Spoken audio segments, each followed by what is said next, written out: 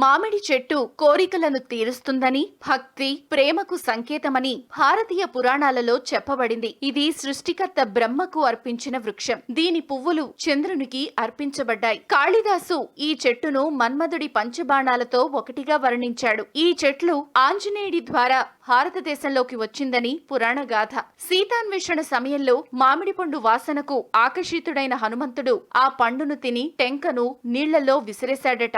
ఆ టెంక నీళ్లలో తేలుతూ భారత భూమిని చేరి చెట్టుగా మారిందని చెప్తారు. శివపార్వతుల కళ్యాణం కూడా మామిడి చెట్టు కిందనే జరిగిందని, అందుకే శుభకార్యాలలో మామిడి ఆకులను ఉపయోగిస్తారని, చివరికి అంత్యక్రియలలో కూడా మామిడి కట్టెను ఉపయోగిస్తారని చెబుతారు. ప్రాచీన కాలంలో వివాహానికి ముందు వరుడు మామిడి చెట్టుకు పసుపు కుంకుమ రాసి ప్రదక్షిణ చేసి ఆ చెట్టును ఆలింగనం చేసుకునేవాడట. ప్రాచీన రహస్యాలు, ఆచార వ్యవహారాలు, శాస్త్రీయ విశ్లేషణల సమాహారం మీ తాడపత్రం. మరిన్ని వీడియోస్ కోసం సబ్స్క్రైబ్ చేసుకోండి. ధన్యవాదములు.